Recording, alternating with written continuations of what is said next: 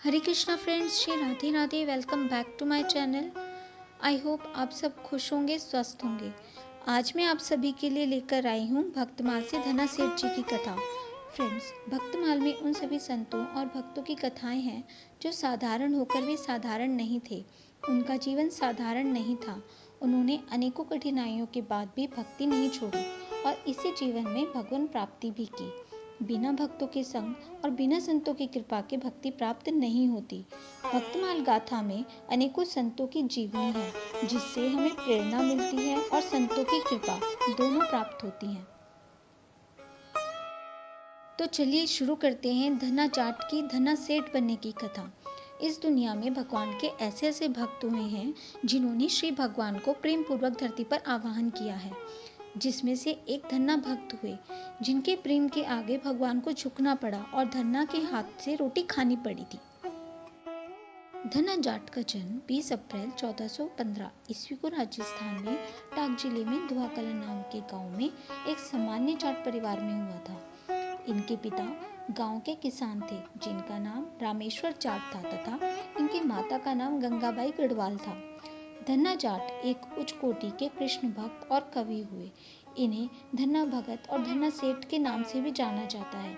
इनकी भक्ति का प्रताप ऐसा था कि स्वयं भगवान श्री कृष्ण इनकी गाय चराने आते थे और इनके साथ भोजन पाते थे। धन्ना जी के पिता एक साधु सेवी और सरल हृदय के किसान थे। गाय पालन किया करते थे। एक दिन धन्ना जी के परिवार के कुलगुरु, जिनका नाम पंडित त्रिलोचन था, तीर्थ यात्रा करके लौटे और कुछ दिनों के लिए धन्ना जी के घर पर ठहरे। पंडित त्रिलोचन शालिग्राम भगवान की सेवा किया करते थे। वे बड़े भाव से शालिग्राम शिला की सेवा करते थे, उन्हें पुष्प अर्पित करते और उन्हें भोग लगाने के बाद ही भोजन ग्रहण किया करते थे। बालक धन्ना पंडित जी को यह सब करते हुए देखता था। उसे भगवान की सेवा बहुत पसंद आई। कुछ दिन बाद जब पंडित जी जाने लगे तब बालक धन्ना पंडित जी से शालिग्राम भगवान के लिए जिद करने लगा। मुझे ठाकुर जी चाहिए, मुझे ठाकुर जी चाहिए। परंतु पंडित जी अपने ठाकुर छोटे से बालक को कैसे दे सकते थे। धन्ना जी को उनके माता पिता ने बहुत समझाया परंतु धन्ना जी नहीं माने। अंत में लोगों ने पंडित जी से कहा कि अरे, यह तो बालक है, इसे शालिग्राम जैसा कुछ और देकर बहला दो। अगले दिन पंडित जी नदी में स्नान करने गए। वहां से वे एक गोल मटोल थोड़ा बड़ा सा काले रंग का पत्थर ले आए। तब वे धन्ना जी के पास आकर बोले, मैं तुम्हें अपने ठाकुर जी दे दूंगा, लेकिन मेरे पास दो ठाकुर जी हैं, बड़े ठाकुर जी और छोटे ठाकुर जी। तुम्हें कौन से ठाकुर जी चाहिए? तब धन्ना जी ने झट से जवाब दिया, मुझे तो बड़े ठाकुर जी चाहिए। पंडित जी भी यही चाहते थे। तब पंडित जी ने धन्ना जी को यह बड़ा काला पत्थर बड़े ठाकुर जी बताकर दे दिया। अब ठाकुर जी को पाकर धन्ना जी बहुत प्रसन्न हो गए। वे बड़े भाव से उनकी सेवा करने लगे। धन्ना जी गाय चराने खेतों में जाते तो ठाकुर जी को अपने साथ ले जाते। धन्ना जी की माँ ने उनको बाजरे की रोटी, साग, अचार और गुड़ खाने को दिया। अब धन्ना जी ने भी निश्चय किया कि वो भी पंडित जी की तरह ठाकुर जी को भोग लगाने के बाद ही भोजन ग्रहण करेंगे। तब धन्ना जी ने खेत में बहुत प्रेम से ठाकुर जी को पुकार कर भोग लगाया, परंतु ठाकुर जी ने भोग नहीं लगाया।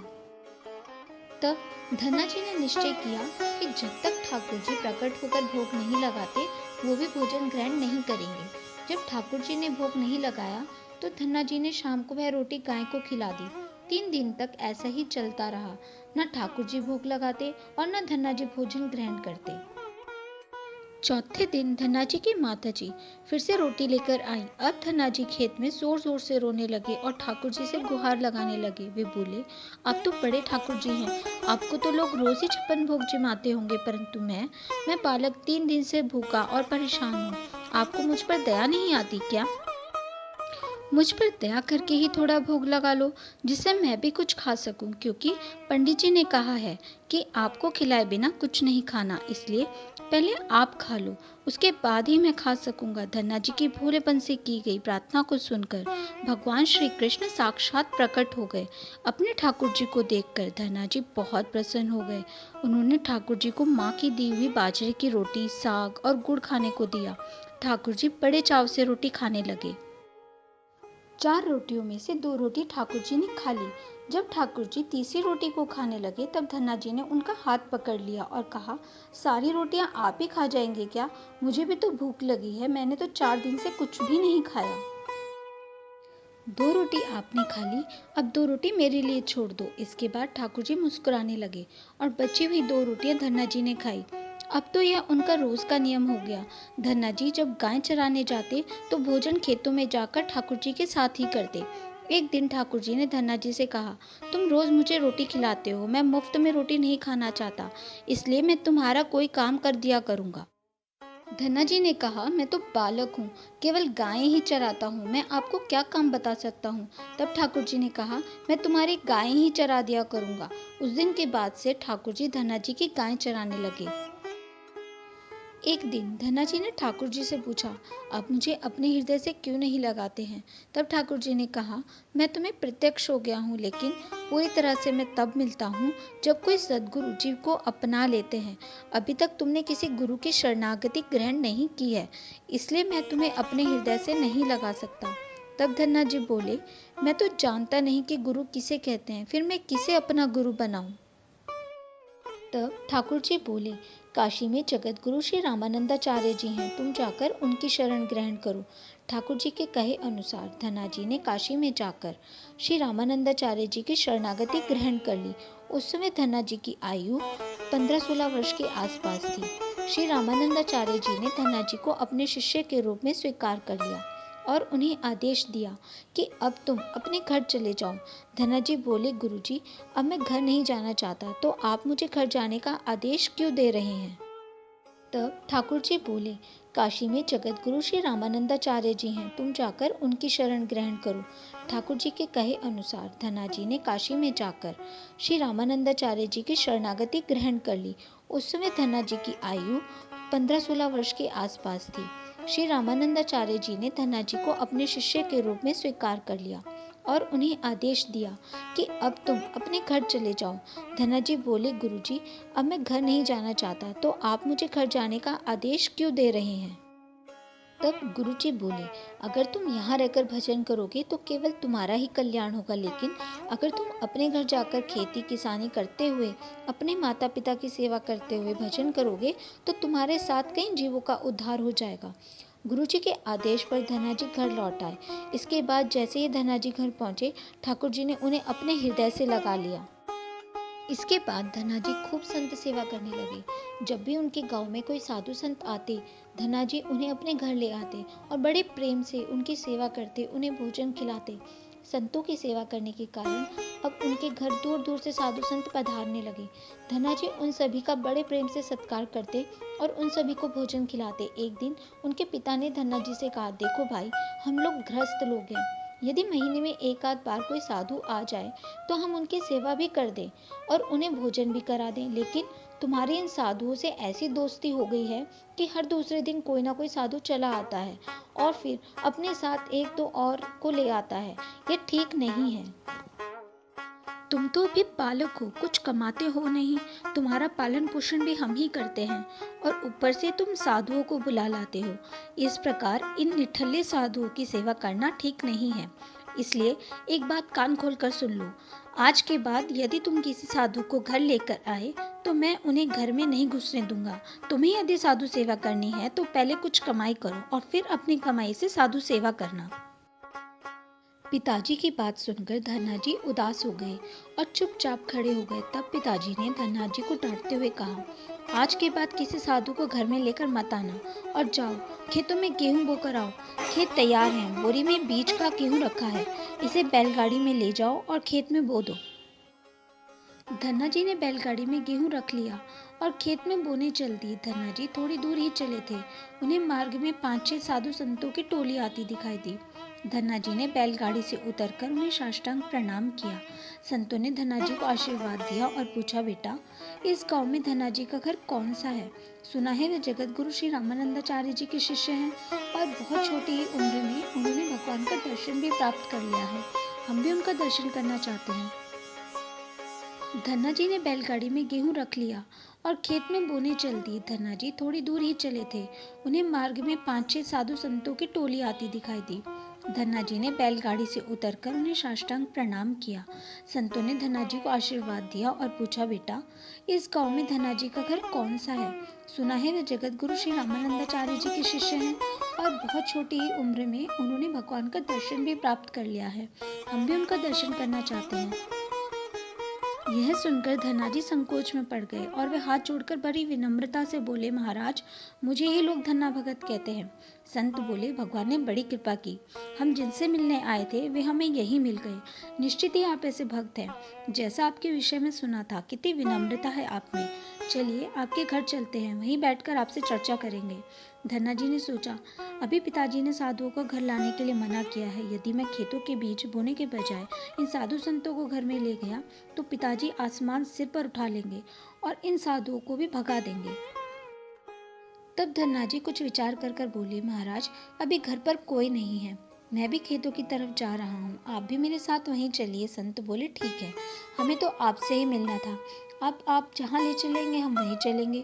फिर धन्ना जी उन सभी को अपने खेत में ले गए। खेत में एक पेड़ के नीचे उन्हें चबूतरे पर साधुओं को बैठाकर बोले, महाराज, आप यहीं पर कुछ देर विश्राम कीजिए, तब तक मैं आपके भोजन की व्यवस्था करता हूँ। यह कहकर धन्ना जी वहाँ से बैलगाड़ी लेकर चले गए। बैलगाड़ी लेकर धन्ना जी सीधे बनिए की दुकान पर पहुंचे और वहां पर उन्होंने बैलगाड़ी में जो बीज वाला गेहूं जो खेत में बोने के लिए रखा था उसे बनिए को बेच दिया और उससे दाल बाटी और चूरमा बनाने का सारा सामान खरीद लिया। सामान लेकर धन्ना जी खेत पहुंचे। वहां पर उन्होंने संतों के साथ मिलकर बहुत बढ़िया दाल बाटी और चूरमे का प्रसाद बनाया। भगवान को भोग लगाने के बाद बड़े प्रेम से उन्होंने संतों को भोजन करवाया। इसी बीच भगवत चर्चा भी होती रही। संतों को भोजन करवाने के बाद बड़े प्रेम से उन्होंने उनको विदा भी कर दिया। संतों के जाने के बाद धन्ना जी सोचने लगे कि बीज वाले गेहूं को तो बेचकर संतों को भोजन करा दिया, अब खेत में क्या बीज बोया जाए। अगर पिताजी से फिर बीज मांगने गया तो पिताजी बहुत नाराज होंगे।